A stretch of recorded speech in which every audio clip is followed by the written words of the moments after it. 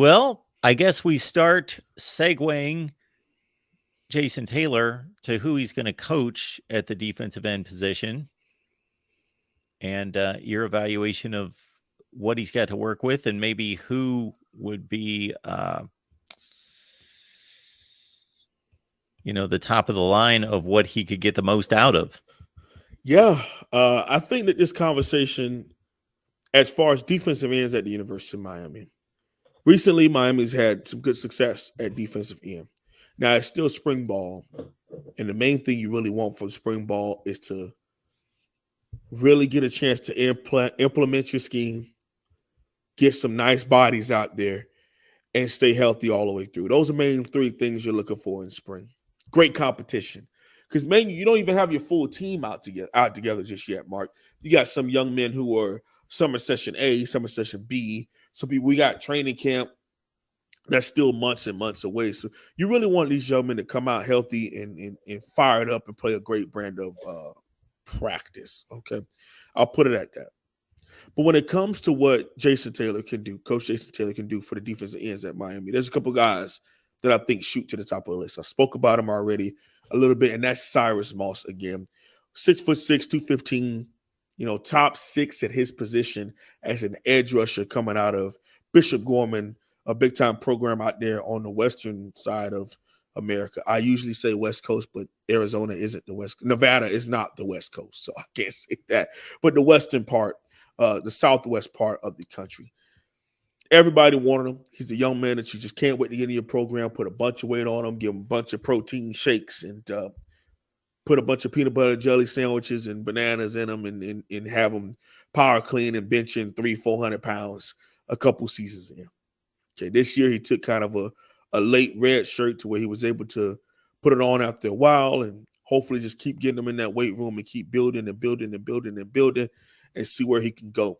The reason why I go straight to him is out of that 2-point stance, I really think he did his best work because they run a 3-3-4, they run a 3-3-5 at Bishop Gorman, which kind of looks like a 3-4, and he was a stand-up outside linebacker kind of guy off the weak side, Mark, and sometimes off the strong side. Where he split the difference between tight ends and tackles and in linemen, wide receivers and tackles. Okay, he's an open field sometimes, but when it was time to rush the passer, he's getting after the quarterback. I think that's somebody that he can really work hand on with and take to a different level, in my opinion. Another guy that I think is really, really going to take a step under him, Nyjalik Kelly, man. Whew. You talk about a first step, Mark, at 6'4", 6'5".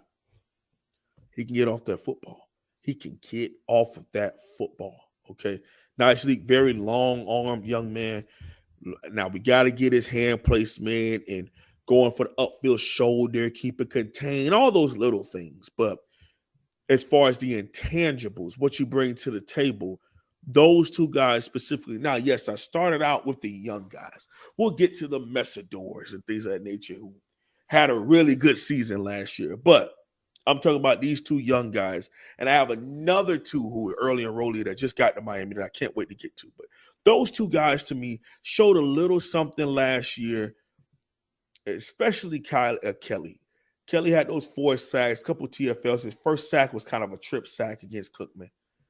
But you saw the makings of a young man that can really do some damage with how he gets off of that football, how he has great want to, Mark. This time you see him running down the field 20 yards to push a guy out of bounds.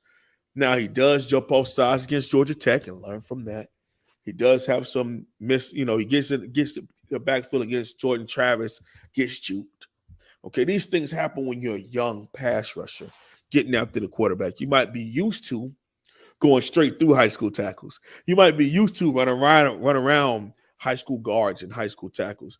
We get to this level, especially at the Power 5 level, and these guys are just as big as you, if not bigger, dancing bears who you can't just bull rush straight back. You can't just run around. You have to use your technique. You have to set up your moves. So that's something where I really think Nyjalik could take another step in learning from Coach JT. I could really see him doing very, very well in that aspect, okay?